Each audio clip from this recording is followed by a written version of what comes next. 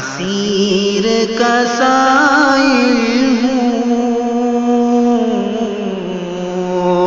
محتاج کو داتا دے۔ تاریخی جملہ ان کا تھا حسبنا اللہ و نعم الوکیل۔ نحمده ونستعینه ونستغفره ونؤمن به ونتوکل علیہ ونعوذ باللہ من شرور انفسنا ومن سیئات اعمالنا من يهده الله فلا مضل له ومن يضلل فلا هادي له واشهد ان لا اله الا الله واشهد ان محمدا عبده ورسوله اما بعد فان خير الحديث كتاب الله وخير الهدي هدي محمد صلى الله عليه وسلم وشر الامور محدثاتها وكل محدثة بدعة وكل بدعة ضلالة وكل ضلالة في النار فاعوذ بالله من الشيطان الرجيم بسم الله الرحمن الرحيم يا ايها الذين آمنوا اتقوا الله حق تقاته ولا تموتن الا وانتم مسلمون يا ايها الناس اتقوا ربكم الذي خلقكم من نفس واحدة وخلق منها زوجها وبث منهما رجالا كثيرا ونساء واتقوا الله الذي تساءلون به والارحام ان الله كان عليكم رقيبا يا ايها الذين آمنوا اتقوا الله وقولوا قولا سديدا يصلح لكم اعمالكم ويغفر لكم ذنوبكم ومن يطع الله ورسوله فقد فاز فوزا عظيما۔ تمام تعریف و توصیف و کبریائی و بڑائی اللہ سبحانہ و تعالیٰ کے لائق و زیبا ہے، جس نے ہم تمام کو امت محمدیہ میں پیدا ہونے کا شرف بخشا۔ انگن درود و سلام ہو تمام انبیاء کرام پر، بالخصوص جناب محمد رسول اللہ صلی اللہ علیہ وسلم کے ذات مقدسہ پر، جنہوں نے دین اسلام کی تعلیمات کو ہم تک پہنچانے کی خاطر بے شمار تکالیف برداشت کیے۔ محترم حاضرین جمعہ، اس جمعہ کی مناسبت سے جو موضوع متعین کیا گیا ہے سیرت ابراہیم علیہ السلام، اللہ سے دعا کریں ان کی زندگی سے جو اسباق اور جو چیزیں ہم کو ملے، اللہ تعالی ہم تمام کو اپنی زندگی کے اندر لاگو کرتے ہوئے عمل کرنے کی توفیق عطا فرمائیں۔ حضرت ابراہیم علیہ السلام کے بارے میں ہر کوئی جانتا ہے، یہ ابو الانبیاء ہے۔ اللہ رب العزت نے ان کو بہت بڑا مقام عطا فرمایا ہے۔ ان کی سیرت سال میں ایک مرتبہ ہر جگہ پیش کی جاتی ہے۔ اسی مناسبت سے چونکہ ہم ذی الحجہ کے اندر داخل ہو چکے ہیں اس مہینے کے اندر، اور جو ہم قربانی کرتے ہیں، صفا مروہ کا جو معاملہ ہے، حج کا جو معاملہ ہے، سب کا تعلق انہی سے جڑا ہوا ہے۔ اسی لیے ہم ان چیزوں کو یاد کریں اور اللہ سے دعا کرتے رہیں کہ اللہ تعالیٰ آنے والے ایام میں بھی ہم تمام کو حج نصیب عطا فرمائیں، ان مقامات پہ جا کر عمل کرنے کی توفیق عطا فرمائیں۔ اللہ رب العزت نے قرآن مجید میں کئی مقامات پر حضرت ابراہیم علیہ السلام کی تعریف اللہ نے کیا ہے۔ ایک جگہ اللہ تعالیٰ نے یوں بیان کیا، وَإِذِ ابْتَلَىٰ إِبْرَاهِيمَ رَبُّهُ بِكَلِمَاتٍ فَأَتَمَّهُنَّ۔ اللہ رب العزت نے کہا کہ ہم چند چیزوں کے ذریعے سے ہم نے حضرت ابراہیم کو آزمایا، ہم نے ان کو آزمایا چند چیزوں کے ذریعے سے، اور وہ اپنے امتحان میں مکمل کامیاب ہوئے۔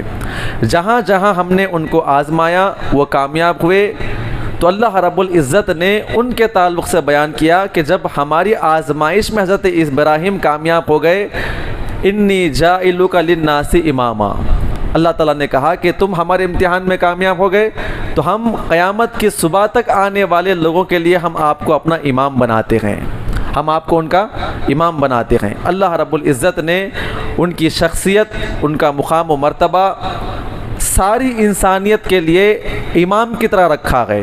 اس کے بعد اللہ رب العزت نے ان کی آزمائشوں کو بیان کرتے ہوئے، جس طرح وہ آزمائشوں میں کامیاب ہوئے، ان کی کیا کیا آزمائشیں تھیں، انشاءاللہ چند جھلکی آپ کے سامنے پیش کی جائے گی۔ اللہ رب العزت نے ان کی آزمائش اور کامیابی کو دیکھ کر قیامت کی صبح تک آنے والے مسلمانوں کو ذکر کرتے ہوئے کہا، وَمَنْ أَحْسَنُ دِينًا مِّمَّنْ أَسْلَمَ وَجْهَهُ لِلَّهِ وَهُوَ مُحْسِنٌ وَاتَّبَعَ مِلَّةَ إِبْرَاهِيمَ حَنِيفًا وَاتَّخَذَ اللَّهُ إِبْرَاهِيمَ خَلِيلًا۔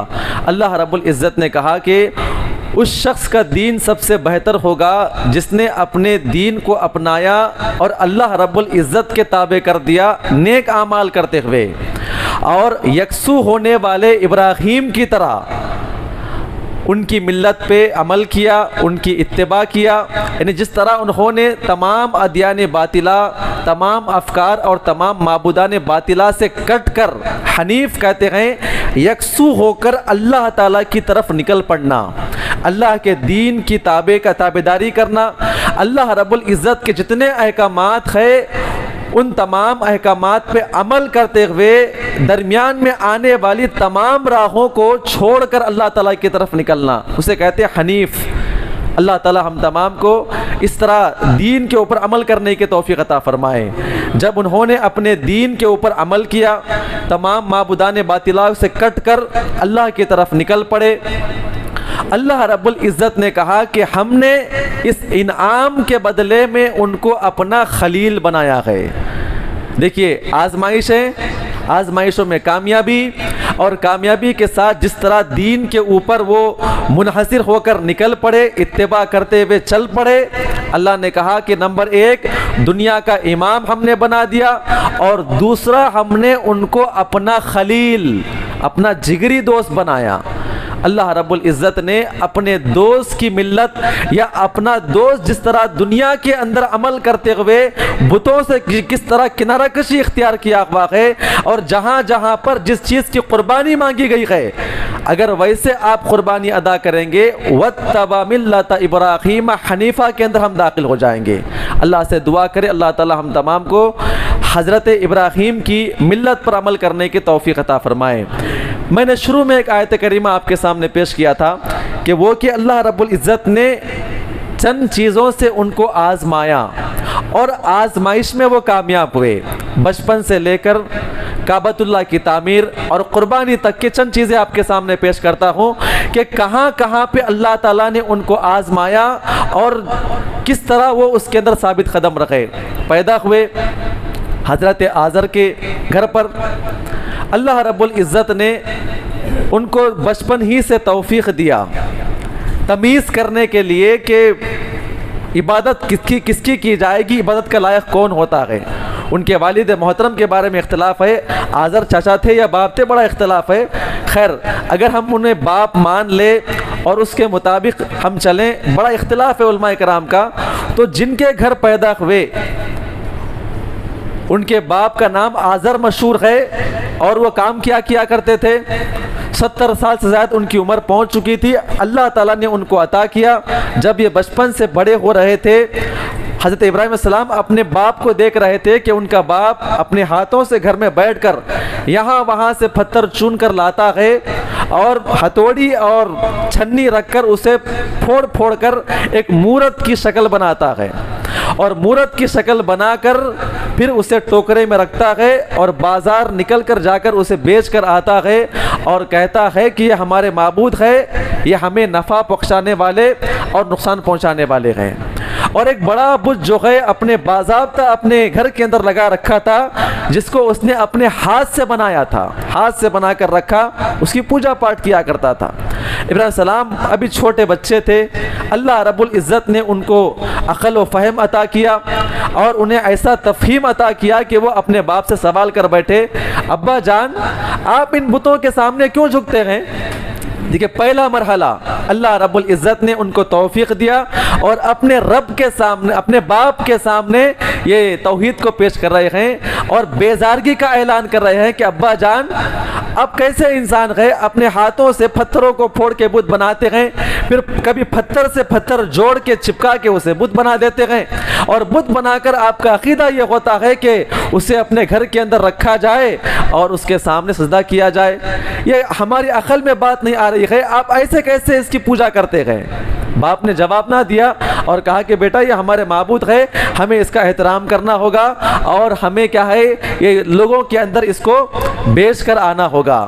ابھی زمانہ گزرتا گیا، اللہ رب العزت نے انہیں اور توفیق دیا، تو وہ وقت آ گیا جب کہ انہوں نے آسمان اور زمین کے اوپر غور کر رہے تھے، سورج چاند ستاروں کے اوپر غور کر رہے تھے۔ کئی مرتبہ آپ نے سنا کبھی ستارے کو دیکھتے ہیں، ستارے کو دیکھ کر کہتے ہیں کہ ہو سکتا کہ میرا معبود ہوگا. یہ بالکل جوانی کا دور تھا ان کا اور بالکل نبوت کے قریب آ چکے تھے. آپ غور کریں, سورج کو ڈوبتا ہوا دیکھا, چاند ستارے کو ڈوبتا ہوا دیکھا تو کہتے ہیں کہ یہ تو میرا معبود نہیں ہو سکتا کیونکہ ڈوبنے والا مجھے پسند نہیں. پھر اس کے بعد چاند نکل کر آیا, ایسے ہی پھر چاند ڈوب گیا, پھر سورج نکل کر صبح آ گئی. تو اس طرح کی تمام چیزیں دیکھ رہے تھے اور جج کر رہے تھے کہ میرا معبود کون ہو سکتا ہے. سورج کی چھوٹی روشنی ہے, اس سے بڑی ستارے کی چھوٹی روشنی ہے, اس سے بڑی چاند کی ہوتی ہے. اب دن نکل کر آ گیا تو چاند کی سورج کی بڑی روشنی ہوتی چاند سے بڑھ کر, تو کہتے ہیں کہ شاید یہ میرا معبود ہوگا. وہ بھی غروب ہو گیا.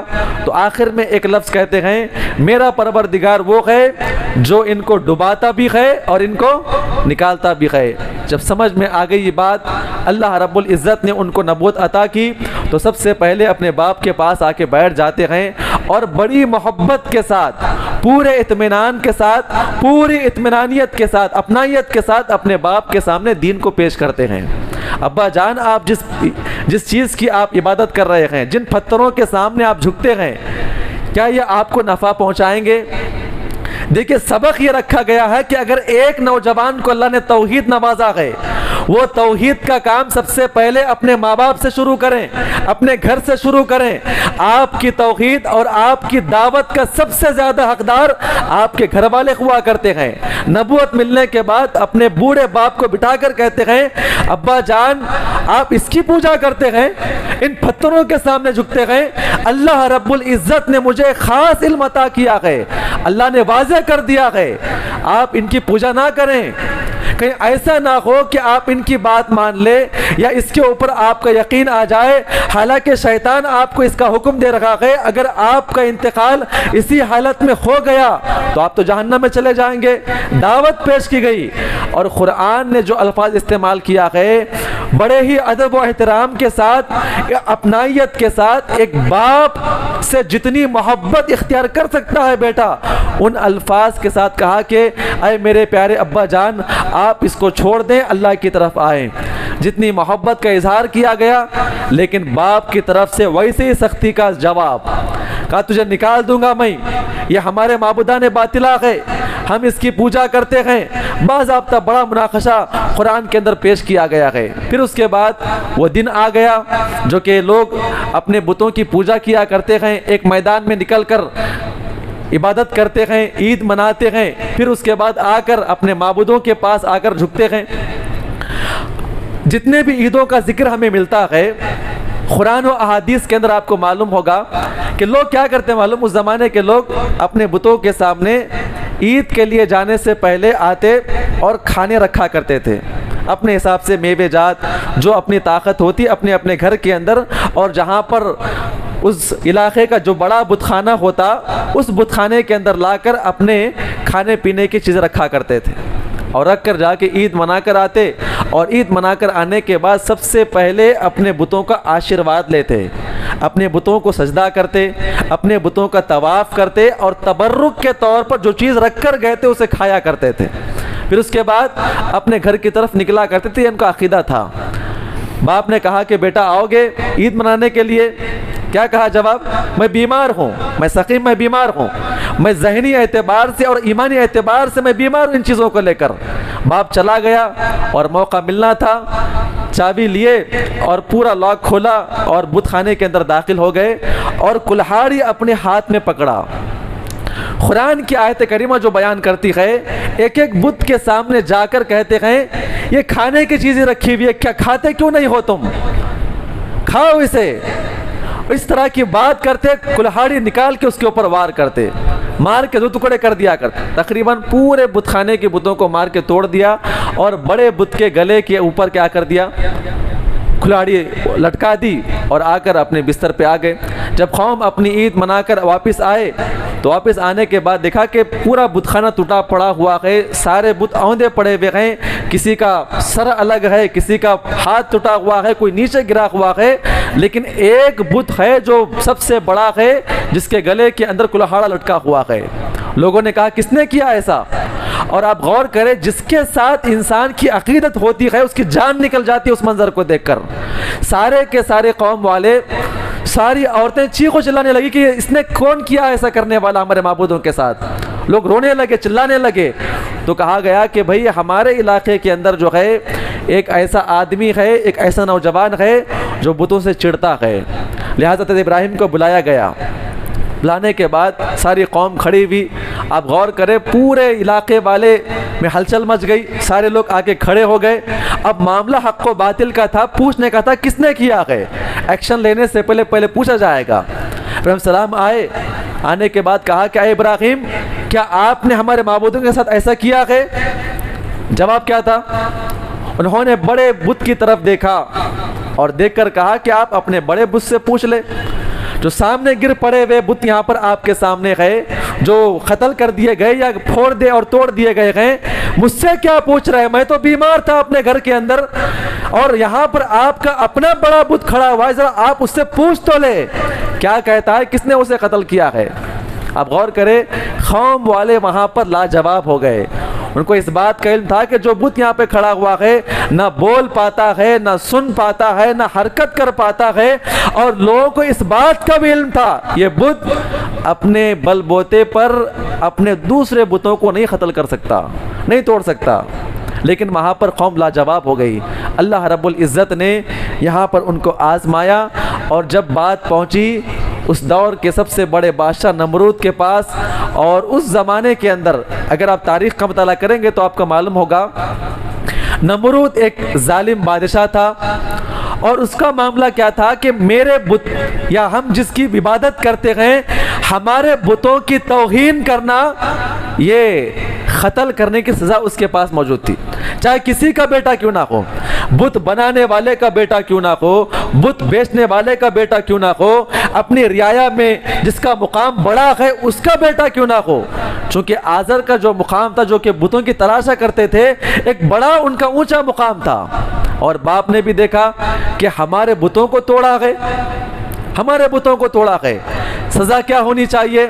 نمرود نے کہا کہ نہیں، اسے قتل کر دیا جائے گا. اب آپ غور کریں یہاں پر قرآن اور احادیث کا اگر ہم مطالعہ کریں گے تو اللہ رب العزت نے جس انداز سے یہاں پہ نقشہ کھینچا ہے، اللہ تعالی ہم تمام کو ویسے بھروسہ کرنے کی توفیق عطا فرمائے. غور کریں حکم صادر کر دیا گیا، کہا کہ گڑھا کھودا جائے اور اس کے بعد آنکھ جلائی جائے. مختلف روایتیں ہیں، 1 مہینے تک آنکھ جلائی گئی. دیکھیے اللہ رب العزت وہاں پہ ان کو آزما رہا ہے. نبوت تو مل چکی ہے، دعوتی کام کر رہے ہیں، ایک الگ انداز موقع ملا، تمام لوگوں کے سامنے توڑ کر ثابت کر دیا کہ بات کرنا ہے تو بات کر لیں، پوچھ لیں آپ اس سے. اس سے بڑی دلیل اس قوم والوں کو، اس سے بڑی دعوت اس قوم والوں کو نہیں مل سکتی تھی، لیکن مارنے کے لیے آ گئے. حکم صادر کر دیا گیا، آگ جلائی گئی، 1 مہینے تک آگ کو دہکایا گیا. بعض مورخین نے نقل کیا ہے کہ اوپر سے اگر پرندہ جانے کی کوشش کرتا تو جل کے راکھ ہو جایا کرتا تھا. ایک اپنی اپنی تاریخی روایتیں ہیں. الغرض بڑی آنکھ جلائی گئی تاکہ حضرت ابراہیم کو اس کے اندر داخل کیا جائے، اور ایک منجنیق بنائی گئی. منجنیق کہتے ہیں توپ کی طرح ہوتا ہے.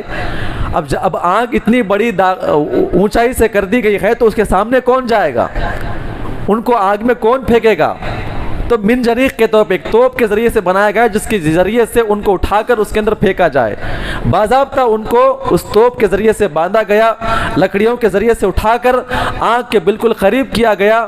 یہ منظر جہاں پہ سارے لوگ اپنے معبودوں کی پوجا اور اپنے معبودوں کی عقیدت کے لیے آ کے کھڑے ہوئے تھے اور منظر کو دیکھ رہے تھے. آپ غور کریں تاریخ نگار نقل کرتے ہیں اس آنکھ کو جلانے کے لیے اس دور کا ہر بچہ، ہر بوڑھا، ہر عورت نے حصہ لیا تھا. کیوں؟ کہ اس نے ہمارے معبودوں کو توڑا ہے، اور جو ہمارے معبودوں کی گستاخی کرتا ہے اسے دنیا کے اندر جینے کا حق نہیں ہے.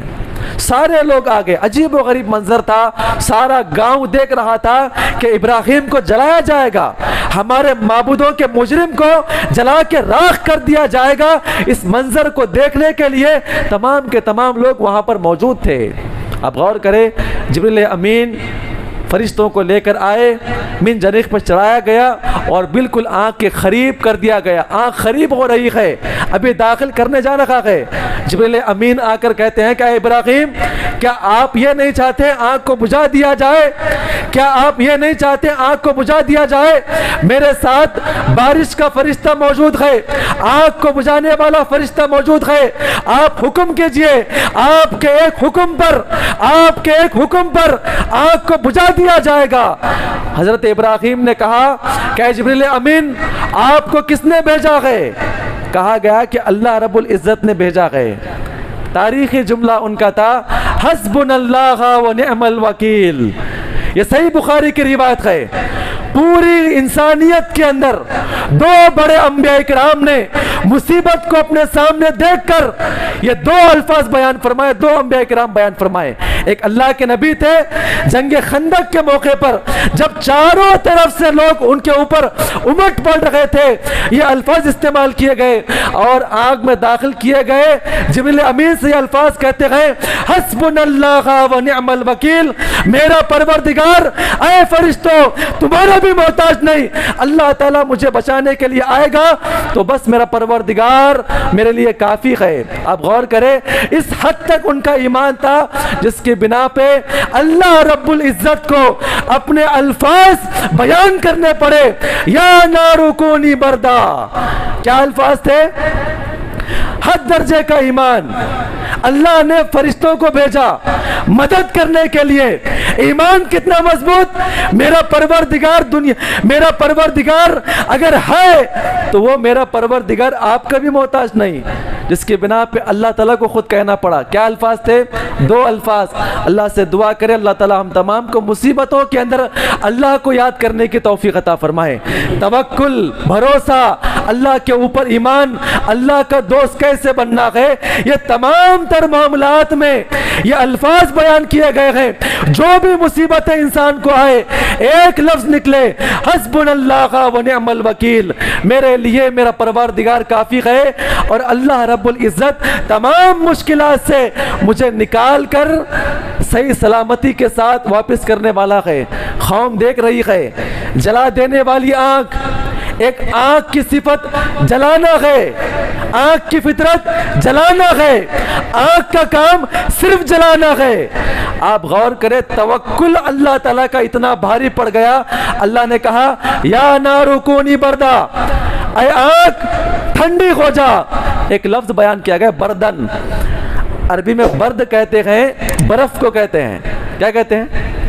ایک نقطہ یہاں پر بیان کیا گیا ہے، بردن کہتے ہیں برف کو.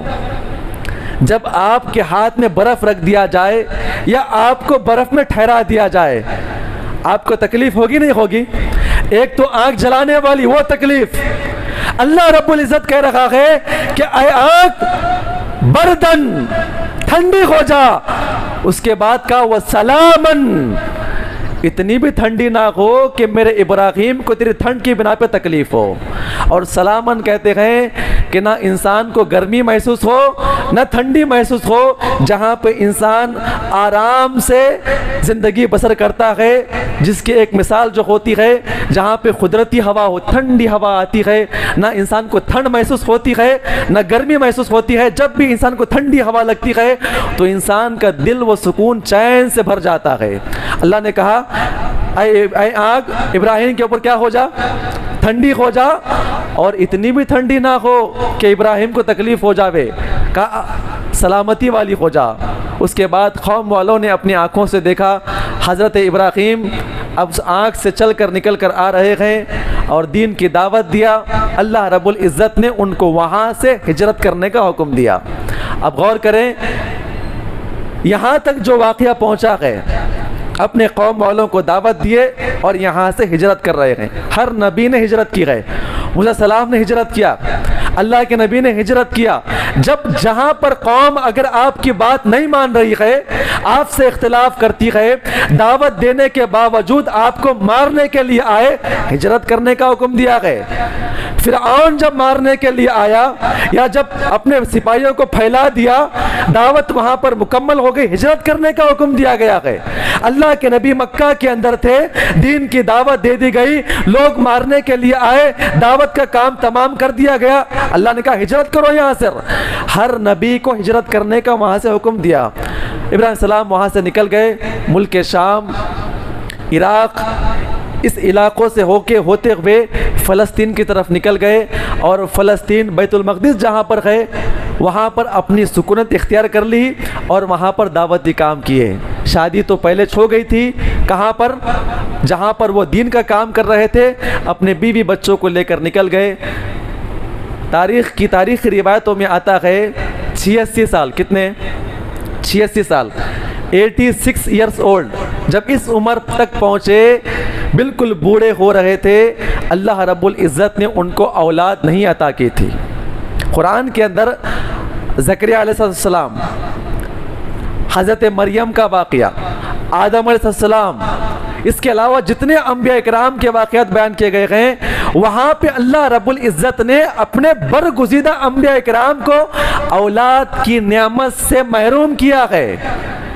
86 ایئرس اولڈ، 86 سال کی عمر پر پہنچے، جب معلوم پڑا بوڑھا ہو رہا ہوں، اللہ تعالیٰ کے حضور حاضر ہو کر دعا کرتے ہیں، رب ہب لی من الصالحین، اے میرے پروردگار بوڑھا تو ہو رہا ہوں، مجھے ایک اولاد عطا فرما۔ آپ غور کریں، اتنے بڑھاپے کے اندر اللہ رب العزت نے ان کی دعا کو قبول کیا۔ معاملہ یہ تھا، تاریخ میں آتا ہے کنعان نامی علاقے میں تھے، وہاں پہ قحط پڑ گیا، اپنی بیوی سارہ کو لیے اور کہاں پر؟ مصر کی طرف نکل رہے تھے۔ وہ مشہور واقعہ مصر کے بادشاہ کا واقعہ، جہاں پر کیا تھا، اس کا رولز کیا تھا کہ معلوم پڑا کہ کوئی نئی عورت اور خوبصورت عورت یہاں سے گزر رہی ہے تو اسے زنا کیا کرتا تھا، اگر وہ کسی کی بہن ہے تو چھوڑ دیا کرتا تھا۔ معاملہ آپ کو معلوم ہے۔ تو لوگوں نے کہا کہ ابراہیم اور اس کی خوبصورت بیوی یہاں سے گزر رہی ہے۔ بادشاہ کو معلوم پڑا تو ابراہیم السلام کو طلب کیا، ابراہیم السلام سے بات چیت ہوئی تو کہا کہ نہیں، یہ ہماری بہن ہے، اور وہاں پر اسلامی بہن مراد تھی، یہ ہماری بہن ہے، یہ ہماری بیوی نہیں ہے۔ اتنا کہنے کے بعد واپس آئے اور اپنی بیوی سے کہا کہ میں نے آپ کو اپنی بہن کہا ہے، آپ وہاں جانے کے بعد بھی اپنے آپ کو اپنی بہن میری بہن کہنا۔ آپ غور کریں، بادشاہ نے طلب کیا۔ اب یہاں سے صحیح بخاری کی روایت ہمیں ملتی ہے، جب اس کے ارادے کو انہوں نے بھانپ لیا، وضو کیا، 2 رکعت نماز پڑھی اور نماز کی حالت میں تھے، بادشاہ وہاں سے اپنے غلط ارادے سے، زنا کے ارادے سے، بدکاری کے ارادے سے آگے بڑھا، اللہ سے دعا کیا۔ بخاری کی روایت ہے، اے میرے پروردگار اس ظالم کو میرے اوپر مسلط ہونے سے محفوظ فرما۔ اے اللہ، میں نے اپنے شرمگاہ کو صرف اپنے شوہر ابراہیم کے لیے میں نے حلال کیا ہے، اے اللہ میں تجھ سے دعا کرتی ہوں کہ اے اللہ تو مجھے اس سے محفوظ فرما۔ تقریباً 3 مرتبہ یہ واقعہ پیش ہوا۔ بخاری کی روایت میں آتا ہے کہ اس کے زمین کے اندر پیر دھس گئے، زمین نے اس کے پیروں کو پکڑ لیا اور اس کے ہاتھ شل ہو گئے۔ اس نے معافی مانگی، دوبارہ نہ کرنے کا اعلان کیا، پھر اس کے بعد اللہ نے اسے رہا کیا۔ جب وہ آئے تو اس نے کہا سارہ سے کہ یہ ہماری بیٹی ہے ہاجرہ، آپ اس کو لے جائے، اور بیٹی سے کہا کہ آپ زندگی بھر آپ اس کی خدمت کرنا، کیونکہ یہ اللہ کی سب سے بڑی نیک ولیہ نظر آتی ہے۔ گئے تھے 1 اور آتے ہیں 2 ملا کر۔ پھر اس کے بعد سفر آگے بڑھا، ملک شام کی طرف نکل پڑے، اور حضرت سارہ نے حضرت ہاجرہ کو آزاد کر کے حضرت ابراہیم سے کہا کہ آپ ان سے شادی کر لیں۔ شادی کی گئی، اور شادی ہونے کے فوری بعد اللہ رب العزت نے ان کو بیٹا عطا کیا۔ پہلی بیوی سے بیٹا نہیں، جب یہ غلام بن کر آئی تھی تو اصل بیوی نے ان کو ہبا کر دیا تو بچہ پیدا ہو گیا۔ اب اس کے بعد تاریخ نگاروں نے لکھا ہے، یہ بات کو لکھا ہے کہ سوتنوں کے درمیان اختلاف ہونے لگا۔ پہلے بیوی تو میں ہوں، زندگی بھر ہم نے یہاں پر زندگی گزاری ہے، لیکن بیٹا تو میرے کو نہیں ہوا، لیکن یہ میری غلام ہے، لیکن اس کو اللہ تعالیٰ نے بیٹا عطا کیا ہے۔ سوکنوں کے درمیان نہیں جم رہی تھی تو اللہ تعالیٰ نے حکم دیا کہ اے ابراہیم، ہاجرہ اور اسماعیل کو لے جائیں اور دور علاقے میں چھوڑ کر آئے، جہاں پر نہ پانی ہے، نہ کھانے کے لیے میوے جات ہے، اور نہ وہاں پر کوئی آب و گیا، وہاں پر کوئی ہریالی نہیں ہے، وہاں جا کے چھوڑ کر آئے۔ حضرت ابراہیم نے سامان لیا، اپنے بیوی اور بچے کو لے جا کر جہاں پہ آج مکہ واقع ہے وہاں پہ چھوڑ دیا۔ بیوی نے کہا کہ اللہ کا حکم ہے؟ کہا کہ ہاں بالکل اللہ کا حکم ہے۔ آپ غور کریں، ایک باپ جس کی عمر 80 پہ 6 سال ہوئی ہو، بار بار دعا کر رہا ہو، رب حبلی من الصالحین بار بار دعا کرتے رہتا ہو، اللہ رب العزت نے اس عمر میں اللہ تعالیٰ نے بیٹا عطا کیا۔ ابھی باپ بیٹے سے وہ پوری محبت ابھی دے بھی نہیں پایا ہے، اللہ کا حکم آتا ہے کہ کیا کرے؟ اپنے بچے کو وہاں پہ چھوڑ کر آئے۔ آپ غور کریں، یہ آزمائش کے ایام تھے، ایک تو آگ میں ڈالا جانا، قوم والوں سے لڑنا، پھر وہاں سے ہجرت کر کے واپس آ جانا، پھر اس کے بعد بیٹا ہونے کے فوری بعد ابھی بیٹا بڑا بھی نہیں ہوا ہے اور یہ کہا جانا کہ اللہ کا حکم ہے کہ وہاں پہ چھوڑ کر آؤ۔ اور کہاں پہ چھوڑنا ہے؟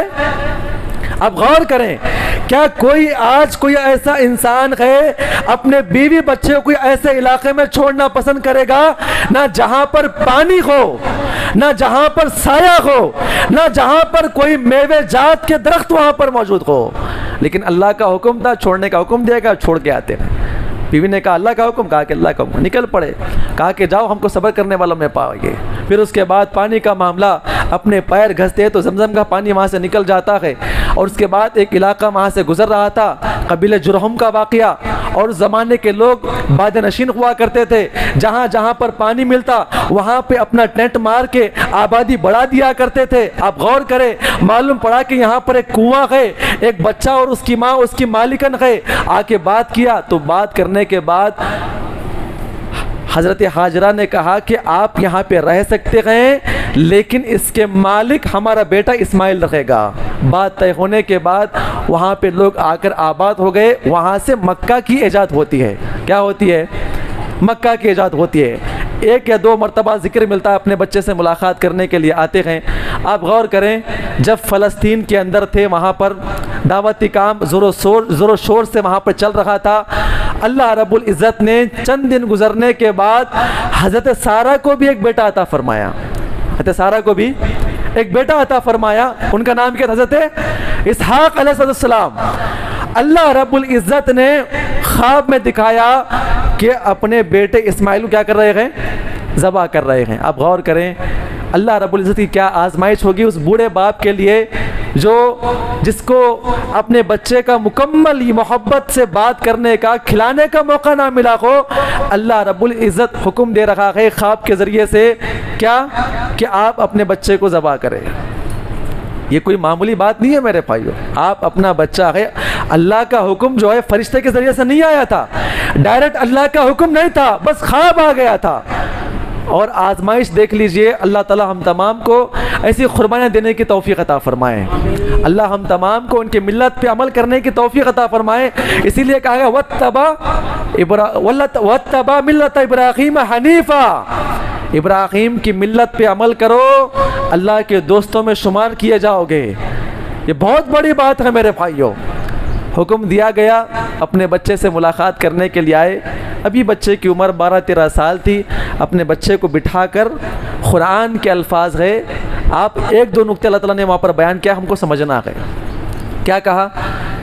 اے میرے بیٹے، میں نے دیکھا ہے، میرے بیٹے میں نے آپ کو خواب میں دیکھا ہے کہ میں آپ کو ذبح کر رہا ہوں۔ خواب میں دیکھا ہوں کہ میں آپ کو ذبح کر رہا ہوں۔ اپنے بیٹے سے بیٹھ کے ڈسکس کیا، مشورہ کیا۔ کیا کیا؟ مشورہ کیا۔ اب آپ غور کریں، یہ خواب تقریباً 2 سے 3 مرتبہ پڑا، اور انبیاء اکرام کے خواب بھی وہی ہوا کرتے ہیں، خواب بھی وہی ہوا کرتے ہیں۔ یہ تو اللہ کا حکم تھا۔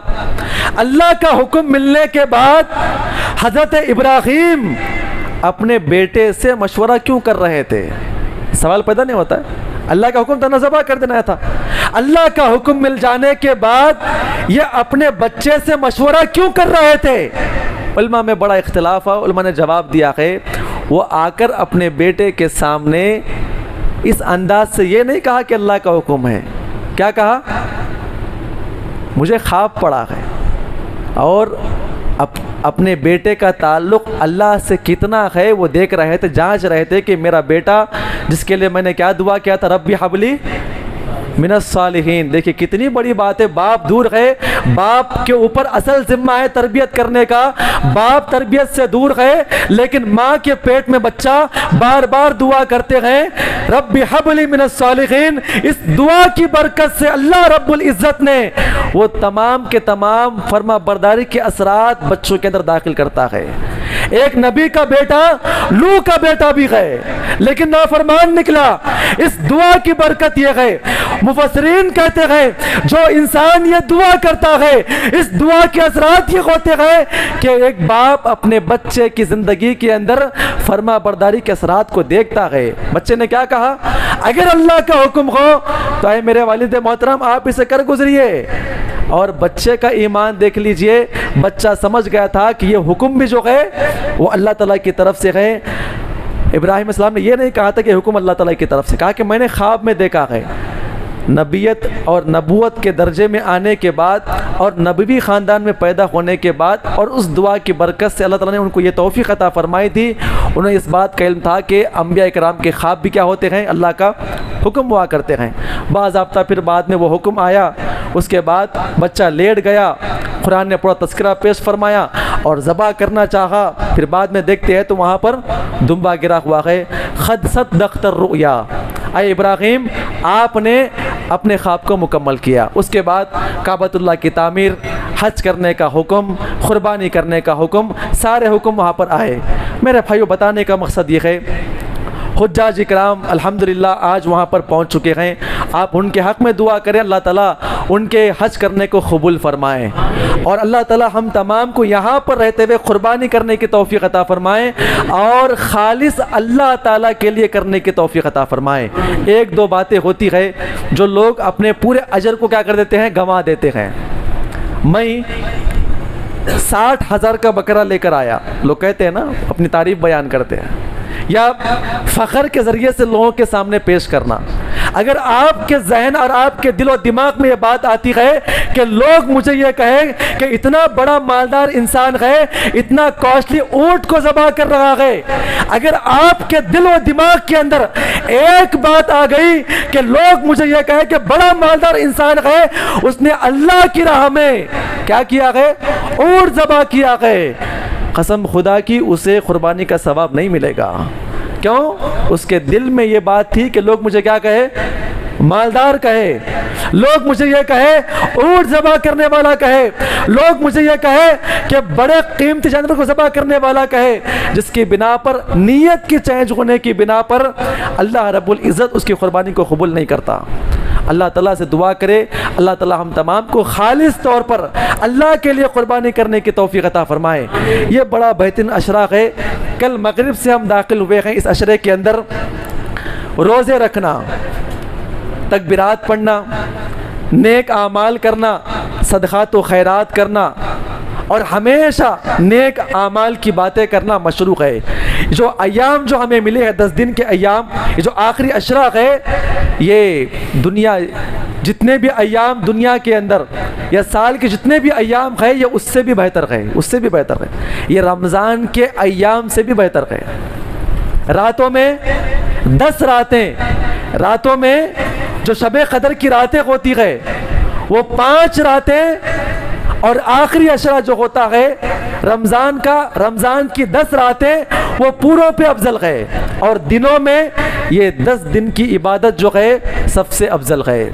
اور سب سے افضل کیوں بیان کیا گیا ہے؟ اس کی وجہ یہ ہے کہ اس 10 دنوں کے اندر جو ہے بڑے بڑے کام ہوتے ہیں. نمبر 1 نماز، نمبر 2 روزہ. نمبر 1 نماز، نمبر 2 روزہ. نماز اور روزہ یہ رمضان میں بھی ہوتا ہے. یہ کون سا روزہ ہے؟ یہ بدنی عبادت ہے. نماز بھی پڑھنا ہے تو بدنی، روزے بھی رکھنا ہے تو بدنی. لیکن اس عشرے کے اندر ایک اور عمل ہے، وہ ہے مالی اور بدنی عمل. وہ حج کا عمل ہے، قربانی کا عمل، مال کا عمل ہے. اسی لیے اس آخری عشرے کی بڑی فضیلت ہے. اللہ تعالیٰ سے دعا کرے اللہ تعالیٰ ہم تمام کو اس نے عمل کی توفیق عطا فرمائے. آمین. السلام علیکم ورحمۃ اللہ وبرکاتہ.